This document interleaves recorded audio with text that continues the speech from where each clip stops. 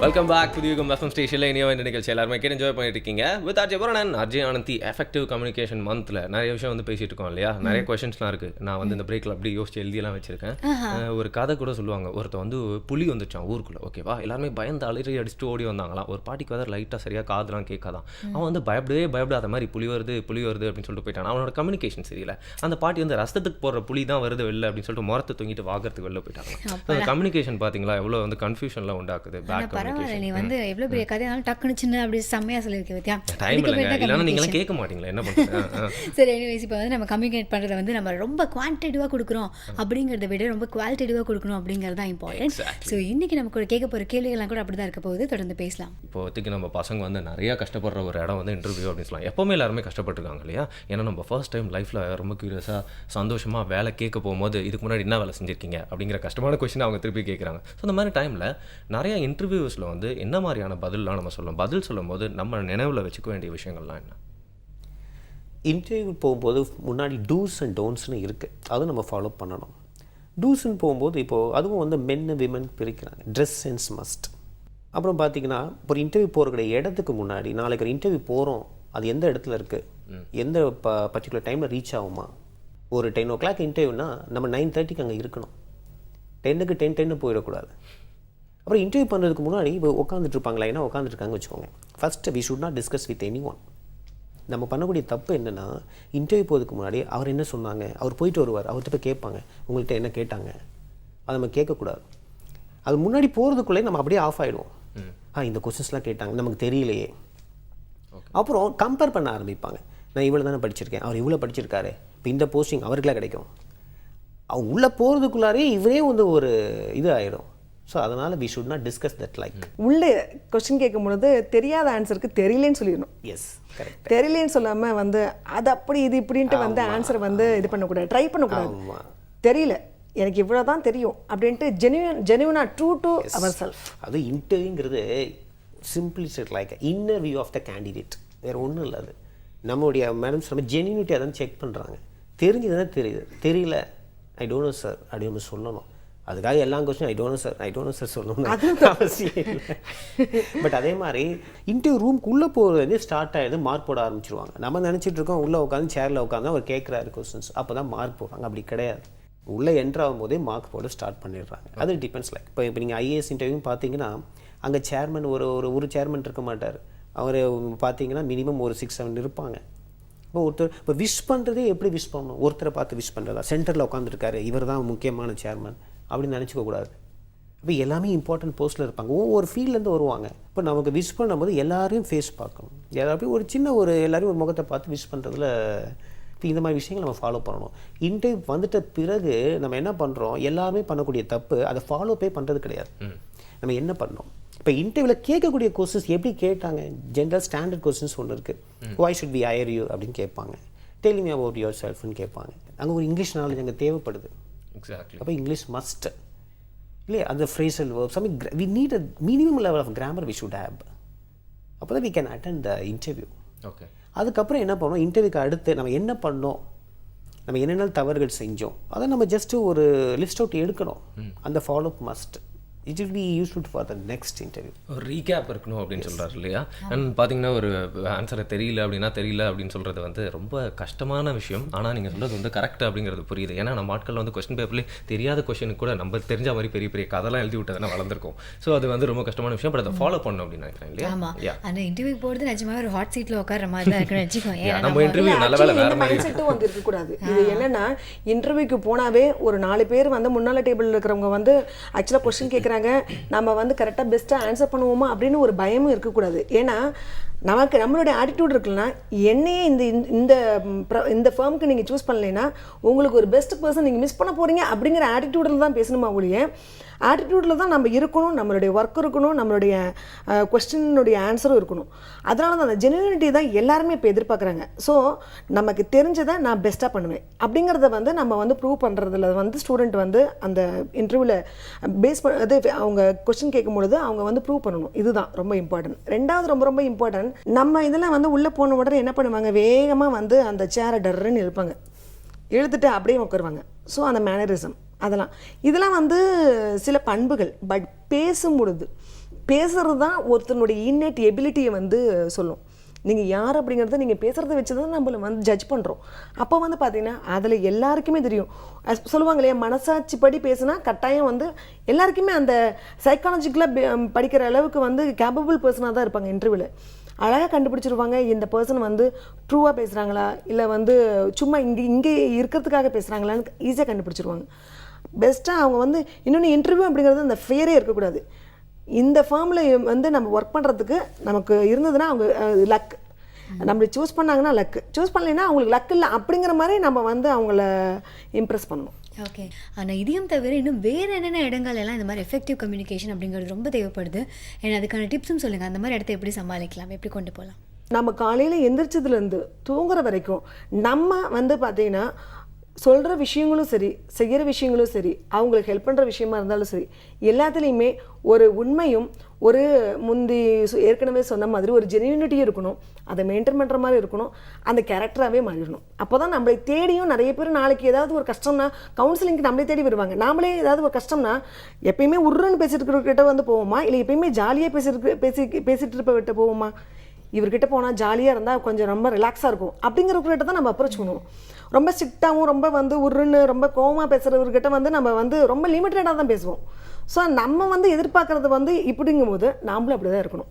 So அதான் அதாவது இப்போ எங்கெல்லாம் கம்யூனிகேஷன் சொல்கிற விட ஜஸ்ட் அழுகின்ற குழந்தை பால் குடிக்கும் இல்லையா? அப்போ அழுதுங்கிற கம்யூனிகேஷன் அங்கே தேவைப்படுது. அப்போ கம்யூனிகேஷன் இல்லாத இடமே கிடையாது. தன்னை வெளிப்படுத்திக்க. ஆமாம், வெளிப்படுத்தணும். ஒரு ஐடென்டிட்டி வேணும். So that is must. Sir, communication வந்து பார்த்தீங்கன்னா ரொம்ப பாதிப்படைஞ்சிருக்கு அப்படின்னு சொல்லலாம். இப்போ ரிலேஷன்ஷிப்பில் அப்படின்னு சொல்லலாம் இல்லையா? அதனால தான் நிறைய ஷோஸ்லாம் கூட வந்துச்சு, நிறையா இதை சம்மந்தப்படுத்தி வந்துச்சு அப்படி கூட சொல்லலாம் இல்லையா? இதுக்கு நிறைய ஆப்ஸ்லாம் வந்துச்சு, WeChat, வாட்ஸ்அப் அப்படின்னு. என்ன தான் ஆப்ஸ்லாம் புதுசாக வந்தாலும் கம்யூனிகேட் பண்ணுற சோர்ஸ் வந்து மனிதர்கள் தான் இல்லையா? ஸோ அது வந்து சரியாக இருக்கணும் அப்படின்னு நான் நினைக்கிறேன். ரிலேஷன்ஷிப்புக்குள்ளே வந்து கம்யூனிகேஷன் எப்படிலாம் இருக்கணும், என்னெல்லாம் இருக்கக்கூடாது அப்படின்னு சொல்லுங்கள். இப்போ குடும்பத்துலன்னு பார்க்கும்போது இப்போ யாருமே வந்து உட்காந்து பேசக்கூடிய டைமே இருக்க மாட்டேங்குது. அது கம்யூனிகேஷன் அவங்க வந்து ஒரு கேப் வந்து கம்யூனிகேஷன் கேப்புன்னு சொல்லுவோம். இப்போ அதே மாதிரி பசங்க இப்போ காலேஜ் போகிறாங்க, இப்போ வீட்டில் பேரண்ட்ஸ் இருக்காங்க, பிள்ளைங்கள் என்ன பண்ணுறாங்கங்கிறது பெற்றோருக்கு தெரிய மாட்டேங்குது. அவர் கம்யூனிகேஷன் கேப். இப்போ கணவன் மனைவிங்கிற போது பல பிரச்சனைகள் வருது. டிவோர்ஸ் கேஸ் எல்லாம் வந்து நிறையா லைன் கட்டிட்டு நிற்க. அதுக்கு என்ன காரணங்கிறது கம்யூனிகேஷன் கேப் தான். இப்போ என்ன அப்படின்னா, இப்போ லைஃப்பில் அப்ஸ் அண்ட் டவுன் இருக்குது. இப்போ அதை புரிஞ்சு நடக்கிறது இல்லை. ஹெல்த்தி ஆர்குமெண்ட்டாக இல்லை, அவங்க கம்யூனிகேஷன் பண்ணுறதுடைய விதம் வந்து மாறுபடுது. அது உறவு முறைகளை கம்யூனிகேஷனுங்கிறது that should be needed to the person, to all. So எதை பற்றி பேசினாலும் எண்ட் ஆஃப் த டைம் நம்ம என்ன சொல்லிகிட்டே இருக்கோம்னா எல்லா இடத்துலையும் கம்யூனிகேஷன் அப்படிங்கிறது ரொம்ப இம்பார்ட்டன்ட் அப்படின்னு பேசிகிட்டு இருக்கோம். ஸோ இப்போ வந்து நம்ம நார்மலாக காமனாக நம்ம டெய்லி லைஃப்பில் இதை பற்றிலாம் பேசணும். இப்போ நீங்கள் வந்து ஐஏஎஸ் அகாடமிலேருந்து வந்திருக்கீங்க அப்படின்னா, ஒரு ஐஏஎஸ் அகாடமியில் இருக்கும்போது அங்கே படிக்க வரவங்களுக்கு எந்த அளவுக்கு நீங்கள் கம்யூனிகேஷனுக்கு ஹெல்ப் பண்ணுறீங்க? ஏன்னா அது இன்னும் அதிகமாக எஃபெக்டிவாக இருக்கணும் இல்லையா? பிகாஸ் கொஞ்சம் நம்ம ஹையர் அத்தாரிட்டியில் இருக்கோம் அப்படின்னாலே நம்ம சிம்பிளாகவும் ரொம்ப ஈஸியாகவும் எல்லாருக்கும் கம்யூனிகேட் பண்ண வேண்டிய ஒரு அவசியம் இருக்குது. ஸோ அவங்களுக்கு எப்படி நீங்கள் ட்ரெயின் பண்ணுறீங்க? நார்மலாக ஒரு பர்சன் வந்து கம்யூனிகேட் பண்ணுறதுக்கும் ஒரு ஐஏஎஸ் ப்ரிப்ரேஷன் பண்ணுறவங்க அதே போல் ஐஏஎஸ் ஆனவங்க, ஏன்னா உங்களுக்கு சொசைட்டியில் வந்து பார்த்தீங்கன்னா அவங்களாம் ஒரு ஹை எக்ஸிக்யூட்டிவ் லெவல் அப்படின்னு சொல்லும் பொழுது நாளைக்கு பாலிசிஸை வந்து இம்ப்ளிமெண்ட் பண்ணுறவங்க, பாலிசிஸை இம்ப்ளிமெண்ட் பண்ணுறவங்க அப்படிங்கும் பொழுது கம்யூனிகேஷனை வந்து ரொம்ப ஸ்ட்ராட்டஜிக்கலாக அனாலிட்டிக்கலாக அவங்க வந்து அப்ளை பண்ணணும். இந்தியாவுக்கே குஜராத்தை நம்ம ஒரு மாடலாக எடுத்துக்கிட்டு தான் இன்றைக்கி நம்மளுடைய பிஎம் கூட அந்த பிளேஸ்லேருந்து வந்திருக்காரு. எடுத்த விஷயம் கம்யூனிகேஷன், அவர் எடுத்த விஷயம் தான் அங்கே வந்து மாறுபட்டது. ஏன்னா இப்போ கேண்டிடேட்டுக்கு என்ன தேவை, இப்போ இருக்கிற மக்களுக்கு என்ன தேவை அப்படிங்கிறத பேஸ் பண்ணி அவங்களோட வந்து இன்ட்ராக்டிவாக இருந்து அவங்களுக்கு தேவையானதை வந்து ரொம்ப பாலிசிஸ்லாம் மேக் பண்ணாங்க. ஸோ குஜராத் ரோல் மாடலானது இன்றைக்கி நம்மளுடைய பிஎம்மும் அங்கேருந்து தான் வந்திருக்காங்க. ஸோ இந்த மாதிரி தான் ஒரு ஹை பியூரோக்ராட்ஸாக வரும்பொழுது வந்து பார்த்திங்கன்னா கம்யூனிகேஷன் ரொம்ப அனலிட்டிக்கலாகவும் ஸ்ட்ராட்டஜிக்கலாகவும் இருக்கணும். ப்ளஸ் அந்த ப்ராப்ளத்துக்கு வந்து சொல்யூஷன் கொடுக்குற மாதிரி இருக்கணும். ஐஏஎஸ் சப்ஜெக்டே வந்து பார்த்தீங்கன்னா problem solving and decision making. என்னென்னா டெசிஷன் மேக்கிங்னா ஒரு பிரச்சனை இருக்கிறது, அந்த பிரச்சனை இருக்குது, இந்த டெசிஷன் எடுத்தால் எப்படி இருக்கும் அப்படிங்கிறது. ஃபார் எக்ஸாம்பிள் கொஞ்ச நாளைக்கு முன்னால் தெலுங்கானா ஸ்டேட்டு உங்களுக்கு வந்து ஒரு ப்ராப்ளமாக இருந்தது, அதுக்கு ஒரு சொல்யூஷன் கொடுத்துட்டாங்க. பட் ஏற்கனவே எக்ஸிஸ்டான ப்ராப்ளத்துக்கு வந்து சொல்யூஷன் கொடுக்குறது தான் ப்ராப்ளம் சால்விங். ஸோ இதுக்கு எப்படி வந்து கம்யூனிகேட் பண்ணால் நம்ம வந்து அந்த எவாலுவேட்டரையும் நம்ம வந்து சாட்டிஸ்ஃபை பண்ணிடலாம். ப்ளஸ் அடுத்தது சர்வீஸ் வந்த பிறகு நம்மளையே பேஸ் பண்ணி நம்மளையே வந்து நம்பி இருக்கிற மக்களை எப்படி வந்து சாட்டிஸ்ஃபை பண்ணலாம். ஸோ அங்கே ஒரு ஸ்ட்ராட்டஜியை வந்து ஃபாலோ பண்ணி இம்ப்ளிமெண்ட் பண்ணாவே போதும். அவங்களுக்கு எப்படி நம்ம வந்து சொல்லித்தரோம் அப்படின்னு பார்த்தீங்கன்னா, கொஞ்சம் நார்மலாக யோசிக்கிறத விட மல்டி ஆஸ்பெக்ட்ஸில் யோசிக்கணும். ஒரு மனுஷனுக்குன்னு பிரச்சனைன்னு வந்தால் என்ன பிரச்சனையோ வரப்போகுது, சோஷியல் ப்ராப்ளம், இல்லைனா வந்து ஏதாவது ஒரு எக்கனாமிக் இஷ்யூஸ், இல்லைனா வந்து பார்த்தீங்கன்னா ஏதாவது ஒரு ஈக்காலஜிக்கல் என்விரான்மெண்டல் இஷ்யூஸ், இந்த மாதிரி வந்து உங்களுக்கு நம்மளை சுற்றி வர பிரச்சனைகள் அதை வந்து பன்முக நோக்கத்தோடு வந்து பார்த்துட்டு அந்த பன்முக ஆங்கிளில் இருந்து வந்து பார்த்தீங்கன்னா பக்கத்தில் இருந்து நம்ம வந்து அவங்களுக்கு ஒரு சொல்யூஷனை கொடுத்துட்டோம். அதுவும் அவங்களுக்கு தேவையான விதத்தில் சொல்யூஷன் கொடுத்துட்டோம்னா அங்கே வந்து பிரச்சனை சால்வ் ஆயிடுது. இதுதான் வந்து பெஸ்ட்டு. ஒரு ஐஏஎஸ் ஆஸ்பிரண்ட்டும் சரி, ஒரு ஐஏஎஸ் படிக்கிறவரும் சரி, அவங்க வந்து பண்ணுற ஒரு நல்ல ஒரு கம்யூனிகேஷன் இதுதான். ஓகே எனக்கு ரொம்ப இன்ட்ரெஸ்டிங்கான டாபிக் இல்லையா ஆனந்தி? இது பார்த்தீங்கன்னா வந்து இப்போ நம்மளோட மொபைல் ஃபோனில் கனெக்ஷன் சரியில்லை அப்படின்னாலே உடனே ஏதாவது ஒரு நம்பருக்கு கால் பண்ணி, ஃபார் எக்ஸாம்பிள் கஸ்டமர் கேர் கால் பண்ணி 1 அழுத்தவும் 2 அழுத்தவும் 16 வரைக்கும் அழுத்திட்டு அது வரைக்கும் பொறுமையாக இருந்து அதை சரி பண்ணுறோம் இல்லையா? பட் நம்ம ரியல் லைஃப்பில் கம்யூனிகேஷன்றது நம்மளே அறியாமல் அப்போ பார்த்தாலும் பண்ணிகிட்டே இருக்கோம். அதை வந்து சரி பண்ணிக்கணும் அப்படிங்கிற மாதிரி ஒரு நாள் இது அப்படின்னு சொல்லலாம் இல்லையா? 2 பேரும் பார்த்தீங்கன்னா நிறைய பாயிண்ட்ஸ்லாம் கொடுத்தாங்க. நானே வந்து நாளில் வந்து அப்படி இம்ப்ளிமெண்ட் பண்ணலான்னு இருக்கேன் என்னோட வாழ்க்கை. சின்ன வயசுலேருந்து பேசிட்டு இருக்கோம், ஆனால் இப்போ கூட கம்யூனிகேட் பண்ணுறதுல இன்னும் நிறைய விஷயங்கள் கற்றுக்கிறோம் அப்படின்னா அது இந்த அளவுக்கு இம்பார்ட்டன்ட் அப்படிங்கிறதும் புரியுது. ஸோ இன்னைக்கு 2 பேரும் வந்து இவ்வளோ நேரம் டைம் ஸ்பெண்ட் பண்ணி ரொம்ப தெளிவாக பல விஷயங்களுக்காக ஷேர் பண்ணதுக்காக தேங்க்யூ ஸோ மச். தேங்க்யூ. இதே மாதிரி செம்மையான விஷயங்கள்லாம் தொடர்ந்து பேசலாம். புதிய யுகம் எஃப்எம் ஸ்டேஷனில் இது இனியவாய் என்று.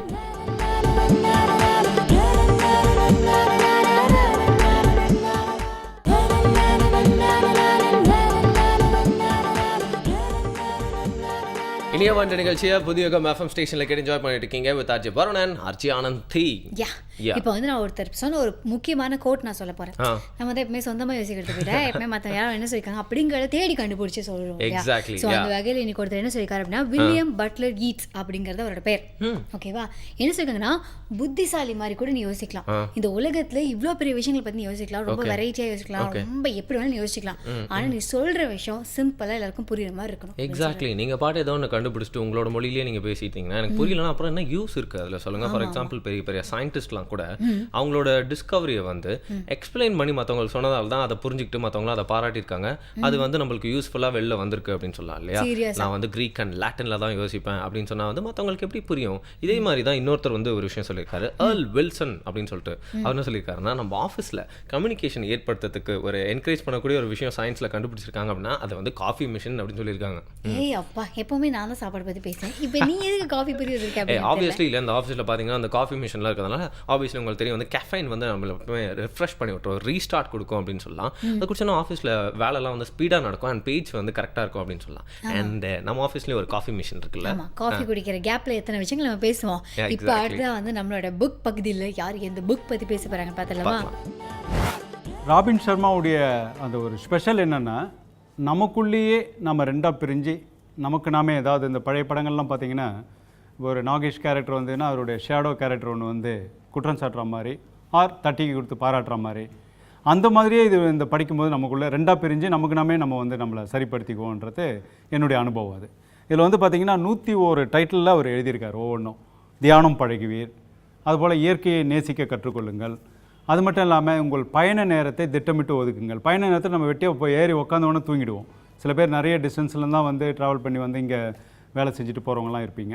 அவங்களாம் அந்த பயண நேரத்திலே நிறைய காட்சிகள், அங்கே இருக்க மனிதர்கள், பல்வேறு கேரக்டர்கள், இது எல்லாமே நம்ம வந்து நமக்கு காரில் பயணம் பண்ணால் கூட நிறைய நேரங்களில் இந்த எலக்ட்ரிக் ட்ரெயினில், இந்த மாதிரி பஸ்ஸில், இந்த மாதிரி ட்ராவல் பண்ணும்போது பல மனிதர்களை நாம் சந்திக்க முடியும்.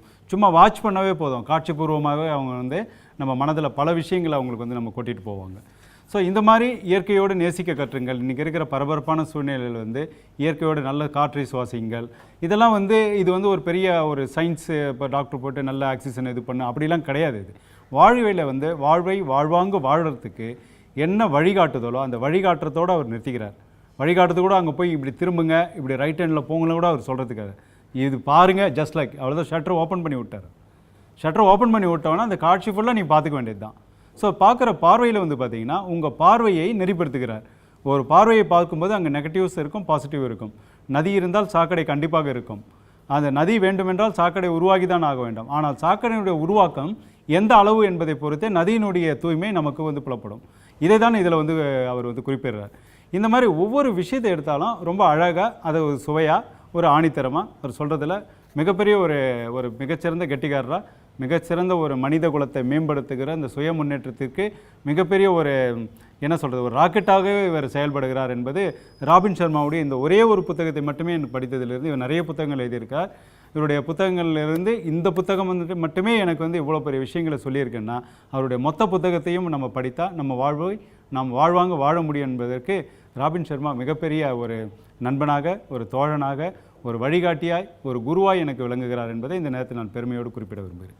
ராபின் சர்மா அவர்கள் எழுதிய நீ உயிர் துறந்தால் அழுபவர் யாரோ அப்படின்ற புஸ்தகம் எனக்கு மிகப்பெரிய ஒரு மனக்கிளர்ச்சியையும் ஒரு உத்வேகத்தையும் ஒரு தன்னம்பிக்கையும் எனக்கு ஏற்படுத்தியதுன்னு சொல்லலாம்.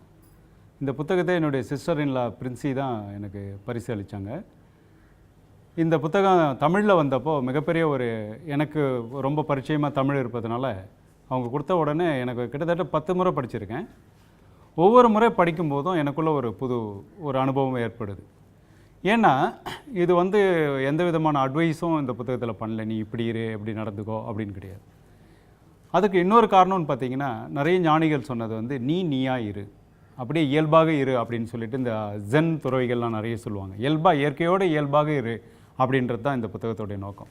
இந்த பிறப்பு இறப்பு இதற்கு நடுவில் இருக்கின்ற இந்த வாழ்க்கை பயணத்தை நாம் ஒரு குறிக்கோள், ஏதேனும் ஒரு குறிக்கோளை நாம் வந்து ஃபிக்ஸ் பண்ணிக்கணும் அப்படின்னு இதில் ரொம்ப ஆணித்தரமாக சொல்லியிருக்கார். இந்த புத்தகம் வந்து பார்த்திங்கன்னா இது வந்து ஆங்கிலத்திலையும் வந்திருக்குது. அதாவது குறிக்கோள் இல்லாமல் இன்றைக்கி வாழ்க்கையில் இருக்காங்க. எல்லாமே பதட்டம், எல்லாமே பணம்னு ஓடிட்டு இருக்காங்கன்னா பணம் வேணும் தான், யாரும் இல்லைன்னு சொல்ல. ஆனால் அந்த பணத்தை நாம் எப்படி சம்பாதிக்க வேண்டும், அதுக்கு என்ன ஒரு லட்சியம் வேண்டும். பொருள் இல்லாருக்கு இவ்வுலகம் இல்லை, அருள் இல்லாருக்கு அவ்வுலகம் இல்லைன்னு திருவள்ளுவர் சொன்னது மாதிரி இந்த அருளையும் பொருளையும் சேர்த்து நாம் எப்படி வாழ்வாங்க வாழ வேண்டும் என்றதுக்கு வழிகாட்டுவதாக இந்த புத்தகம் அமைந்திருக்கிறது. அதே மாதிரி நம்மளுடைய குறைகள் என்ன அப்படின்றத முதல்ல ஒரு பட்டியலிடணும் அப்படின்னு சொல்கிறார். அதுக்கு அடுத்தது நம்மள இருக்கிற பாசிட்டிவ், அதாவது நிறைகள் என்ன, அதை ஒரு பட்டியலிட்டுங்க அப்படின்னு சொல்கிறார்.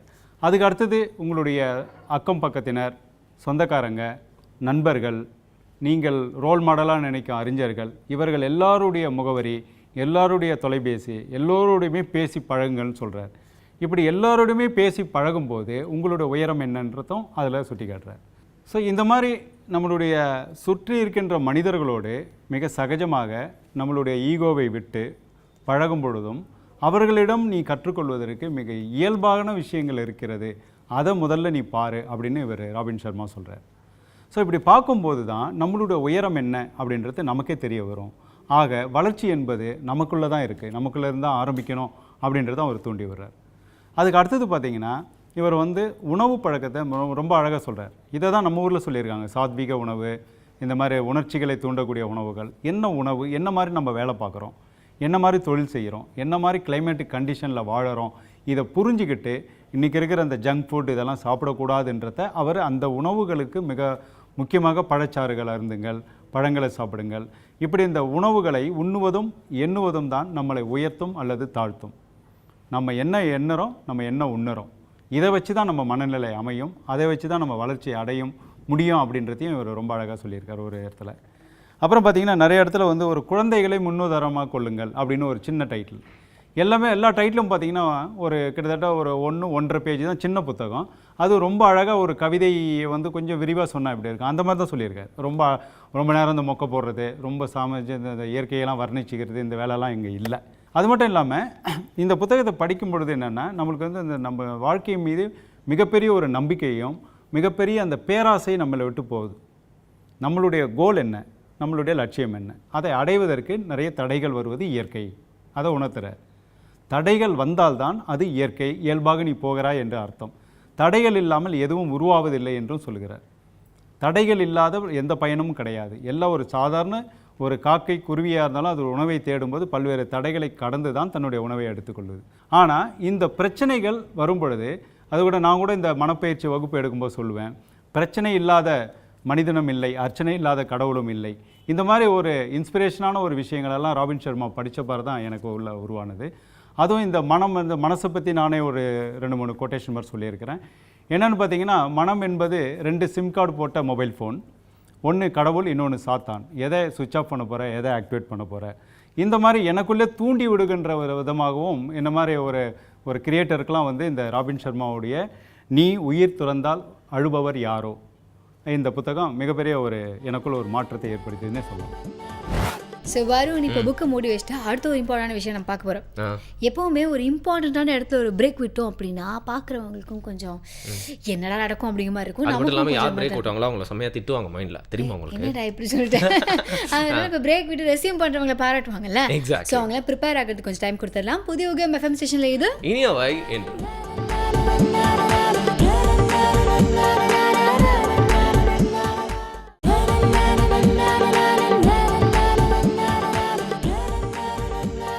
புதிய யுகம் எஃப்எம் ஸ்டேஷன்ல இனியவான நிகழ்ச்சியை கேட்டு என்ஜாய் பண்ணிருக்கீங்க with RJ Varunan, RJ Anandhi. இந்த சீவக சிந்தாமணியில வந்து இந்த மன்னன் என்ன பண்ணிருக்காரு, ஒரு தட்சணை கூப்பிட்டு ஒரு விமானம் செய்ப்பா. அவர் செஞ்சாரா இல்லைன்னு கேட்டியா இல்லையா நீ? அதுக்கப்புறம் தொடரும் போட்ட மாதிரி அப்படியே விட்டாங்களே. ஆமா. சோ அதுக்கப்புறம் என்ன நடந்தது அப்படிங்கறத தெரிஞ்சுக்கலாமா? கண்டிப்பா தெரிஞ்சுக்கிட்டேன். இப்பதான் வரப்போதா? ஓகே பார்க்கலாம். பல பேர் என்ன நினைச்சிருப்பாங்க அப்படின்னா, மிஞ்சி போனா இந்த காப்பியத்துல என்ன மாதிரியான காட்சிகள் இருக்கக்கூடும்? காதல் காட்சிகள் இருக்கலாம். ஏன்னா போன பகுதியில் நம்ம என்ன பார்த்தோம் அப்படின்னா, சீவகன் வந்து 8 பெண்களை காதலித்து மணந்து கொள்கிறான் அப்படின்னு பார்த்தோம். அதனால கண்டிப்பாக காதல் சுவையான பாடல்கள் இருக்கக்கூடும். சச்சந்தன் ஒரு சிறந்த அரசன் அப்படின்னு தெரிஞ்சுக்கிட்டோம். அதனால அவனுடைய அந்த அரசாட்சி எப்படி இருந்தது அப்படின்னு பார்த்தோம். இதை தவிர நாட்டு மக்கள் எப்படி வாழ்ந்தாங்க, நகரத்தில் எந்த மாதிரியான வசதிகள் இருந்தது, இந்த மாதிரி தானே இந்த காப்பியத்தில் பாடல்கள் இருக்கக்கூடும் அப்படின்னு பல பேர் நினைத்திருக்கலாம். ஆனால் அப்படி நினைத்த பல பேருக்கு ஏமாற்றமே மிஞ்சி இருக்கும்.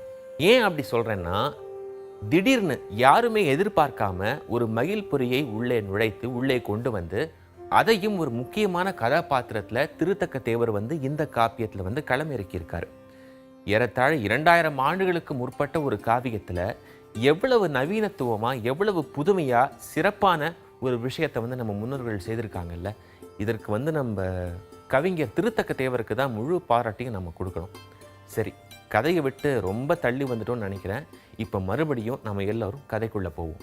சச்சந்தனுடைய உத்தரவுக்கு இணங்க தச்சன் என்ன செய்கிறார் அப்படின்னா, ஒரு மயில் பொறியை வந்து உருவாக்கி அரசன் முன்னாடி கொண்டு வந்து நிறுத்துறாரு. சச்சந்தன் பார்த்தாரு, தன்னுடைய மனைவி விஜயை கூப்பிட்டார். இதை பாருமா, நான் வந்து உனக்கு இந்த மயில் பொறியை வந்து எப்படி இயக்கணும் அப்படின்னு கற்று தருவேன். நீ தான் சமயம் வரும்போது ரொம்ப பத்திரமாக இந்த மயில் பொறியை இயக்கி காட்டில் போய் நீ தங்கிக்கணும் அப்படின்னு சொல்லிட்டார். இந்த இடத்துல திருத்தக்க தேவர் சச்சந்தன் எப்படி தன்னுடைய மனைவி விஜய்க்கு வந்து அந்த மயில் பொறியை இயக்க கற்றுக் கொடுத்தார் என்பதை அற்புதமான பாடல் வரிகள் மூலமா நமக்காக சொல்றாரு. அந்த பாடல் வரிகளை இப்ப எல்லாரும் தெரிஞ்சுக்கலாம். பண் தவழ் விரலின் பாவை, பொறிவலம் திரிப்ப பொங்கி, விண்தவழ் மேகம் பொழுது, விண்ணிடை பறக்கும் வெய்ய, புண்தவழ் வேல்கண் பாவை, பொறியிடம் திரிப்பத் தோகை, கண்டவர் மருள விழுந்து கால் குவி திருக்குமன்றே. ரொம்ப அற்புதமான பாடல்ல. இந்த முதல் வரியை பார்த்தீங்கன்னா, பண் தவழ் விரலின் பாவைன்னு எழுதுறாரு திருத்தக்க தேவர். இந்த வரிக்கு என்ன பொருள்? பண் என்றால் இசை.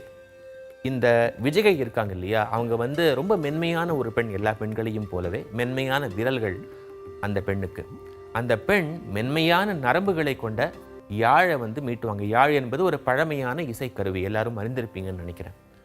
மென்மையான விரல்களை அந்த பெண் கொண்டிருக்கிறதுனால அந்த பெண்ணால வலிமையான ரொம்ப கடினமான ஒரு பொருளை வந்து கையாள முடியாது.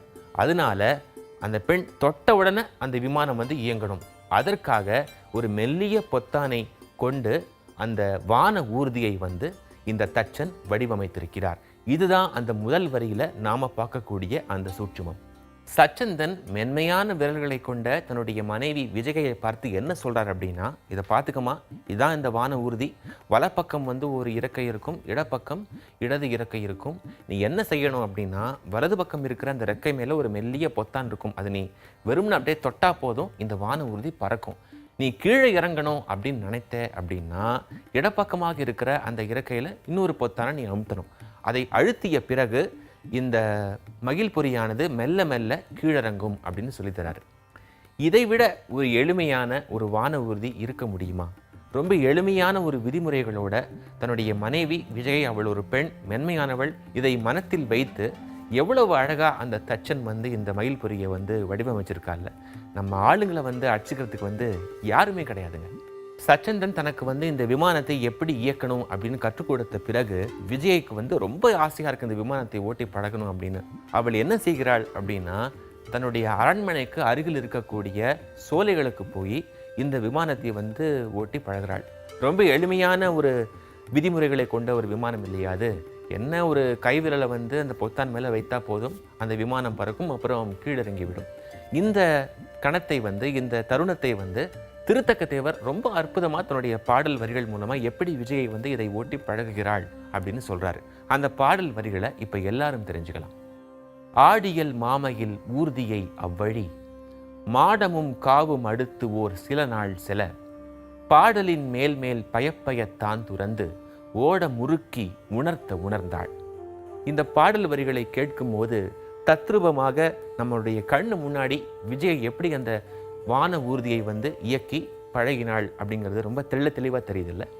நாம் தெரிந்து கொள்ள வேண்டிய முக்கியமான விஷயம் என்ன அப்படின்னா, இன்றிலிருந்து 2000 ஆண்டுகளுக்கு முன்கூட்டியே பெரிதாக தொழில்நுட்ப வசதிகள் இல்லாத ஒரு காலகட்டத்தில் நம்ம முன்னோர்கள் எப்படி இவ்வளவு புதுமையான, நினைத்து கூட பார்க்க முடியாத ஒரு புதுமையை வந்து முயற்சி செய்தார்கள் என்பதை வந்து பார்க்கும்போது ரொம்பவே வியப்பாகவும் பிரமிப்பாகவும் இருக்கு. சரி, பரவாயில்ல. இப்போ வந்து ஒரு வெப்சைட் சொல்லி ஆகணுமே, அது ஏன் என்ன எல்லாம் எதுவுமே கேட்கவே மாட்டேங்குது. இல்லை, கண்டிப்பாக நம்ம டாபிக் சம்மந்தப்பட்ட ஏதாவது யூஸ்ஃபுல்லான வெப்சைட் தான் சொல்ல போறீங்கன்னு எனக்கு தெரியும். பட் பேர் என்ன சொல்லுங்க. www.effectivelyspeaking.com. effectivelyspeaking.com. simple as that. Great. இந்த வெப்சைட்டை படிக்கும்போது நீங்க எப்படி இருக்கணும் அப்படின்னா, இப்படிலாம் இல்லாம அப்படியே அப்படி சாஞ்சு உட்காந்து அப்படியே ஒரு காஃபி எடுத்து குடிச்சிட்டு அப்படி ரிலாக்ஸ்டா அதை படிக்கணும். ஓகேவா? அது படிக்கும்போது நிறைய விஷயங்கள் உனக்கு புரியும். அது எதுக்கு அப்படின்னா, எப்படி ஒருத்தங்க பேசும்போது நீ அப்படியே கொஞ்சம் ரிலாக்ஸ்டாக நிறைய கேட்டேன்னா உனக்கு அப்படியே உள்ளே போகும். அதே மாதிரி படிக்கும்போது அப்படி ரிலாக்ஸ்டாக படிச்சேன்னா எல்லாம் உள்ளே போகும். ஓகேவா? அதில் வந்து என்னன்னா, எப்படி நீங்கள் பேசணும், எந்த அளவுக்கு எஃபெக்டிவாக நீங்கள் கம்யூனிகேட் பண்ணலாம், ரிட்டனாக இருந்தாலும் சரி, பேஸாக இருந்தாலும் சரி, மெயிலாக இருந்தாலும் சரி, எப்படி பண்ணலாம் அப்படிங்கிற மாதிரி பல டிப்ஸ்லாம் இருக்குது. கிரேட்யா. ஸோ இந்த வெப்சைட் வந்து யாருக்கெல்லாம் வந்து ரொம்ப யூஸ்ஃபுல்லாக இருக்கும்? ஏன்னா நம்மளோட கெஸ்ட்லாம் என்ன சொல்லிட்டு போனாங்க, எல்லாருக்குமே கம்யூனிகேஷன் ஸ்கில்ஸ்லாம் வந்து தேவை அப்படி சொன்னாங்கல்ல. எந்த வயது வரம்புல வந்து இதெல்லாம் வந்து ரொம்ப யூஸ்ஃபுல்லாக இருக்கும்னு சொல்லுங்க. ஏன் இவ்வளோ கஷ்டப்படணும் வரும்? இப்போ எப்படி பிறந்த குழந்தைக்கு போய் நம்ம இந்த வெப்சைட் கொடுக்க முடியாது. ஓகேவா? இதெல்லாம் படிக்கிறவங்க எஃபெக்டிவாக இதை அவங்க குழந்தைங்களுக்கோ இல்லை அவங்க ஃப்ரெண்ட்ஸ்க்கு கம்யூனிகேட் பண்ணும். ஓகே. ஸோ எல்லாருக்குமே ரொம்ப யூஸ்ஃபுல்லான வெப்சைட் கொடுத்துருக்கீங்க. பட் ஸ்பெல் பண்ணி ஆகணுங்க நீங்கள். கொஞ்சம் பெருசாக இருக்கும்போது விட மாட்டியே. effectivelyspeaking.com. வாவ், என்ன அழகா இப்படி நீங்கள் ஸ்பெல்லிங் சொல்கிறீங்க, இங்கிலீஷ் டீச்சர் மாதிரியே. பட் எனிவே நல்ல வெப்சைட் கொடுத்துருக்கீங்க. உங்களுக்கு டைம் ஆகுதுன்னு எனக்கு தெரியும். 2 பேருக்கு தான் டைம் ஆகும். ஏன்னா மறுபடியும் நம்ம நாளைக்கு பல விஷயங்களோட வரணும் இல்லையா? சொல்லி இப்போ நம்ம சமத்தா கிளம்பிக்கலாம். புதிய யுகம் FM ஸ்டேஷன்ல இது இனிய வை என்று வருண் and ஆனந்தி.